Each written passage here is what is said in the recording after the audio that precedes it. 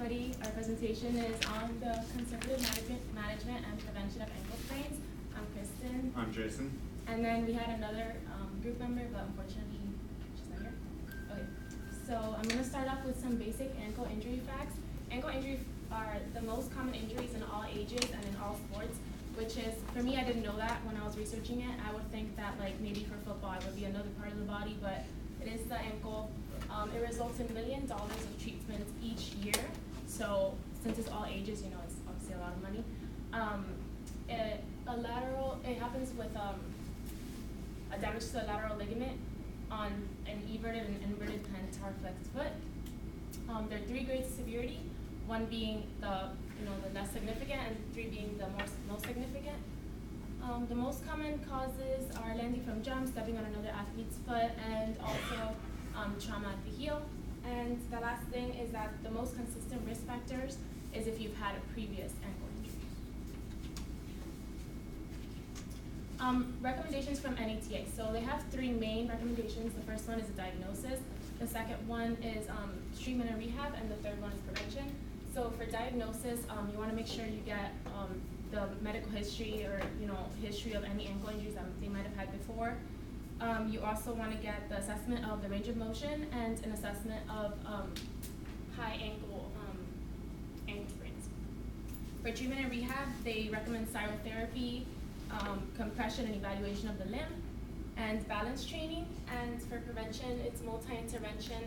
They have like this program where you can kind of look into it and see what they furthermore into what they recommend for ankle injuries, and they recommend to address the strength of leg muscles and assessing dorsiflexion range of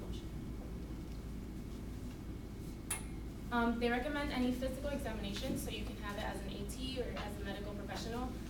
They want you to have any previous injuries that they might have had before.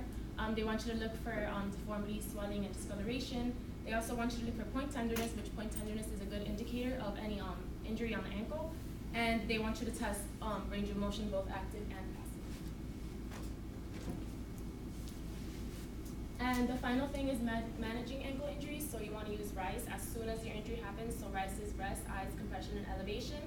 HVPC, which is high voltage pulse current, and this is used like after RICE, and it prevents further injury. And NSAIDs, which are non-steroidal anti-inflammation drugs, and they help to reduce pain and inflammation. And this also can like prevent further injury or help you with your injury.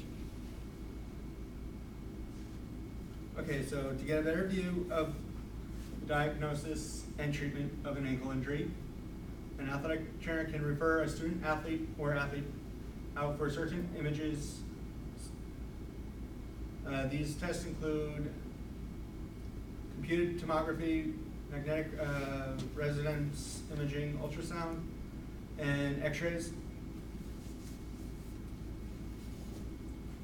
Functional rehabilitation purpose is to restore range of motion, strength, and sensory motor functions. It also helps strengthen supporting ligaments and tendons. Treatment exercises are shown to speed recovery. Range of motion for 6 weeks of static stretching. Time frame is 30 to 2, which is holding for 30 seconds with 2 reps. Also, if the lateral peroneal tendon is injured and left untreated, may cause drop foot neuropathy in the toes as well as arthritis in the foot. Taping and bracing are great prophylactic methods to prevent further injury to minor sprains or re-injury to old sprains. Studies have found that athletes who taped their ankles were less likely to re-injure their ankles as opposed to their teammates who didn't. Taping only goes so far though. A shoe with ankle support is a must. For football, it's recommended that you have a low top, whereas basketball, it varies, but it must be cushioned. Returning to play for an injured athlete depends on the severity of their ankle injury. The team physician and athletic trainer have this final say as to when the athlete is cleared. to return. There is, however, a process of evaluation tests that must be performed and passed by the athlete to be cleared for full participation in sport. This is our poster. We're kind of just explaining what we just said in more detail, so more ankle sprain facts and how to prevent. And for the details, you can see it's longer. And this is our second page. So we gave 3 how-tos on how to manage ankle injuries and, like the moment that all student athletes are waiting for, getting back to play. And the last 2 is on injury management. And here's our video.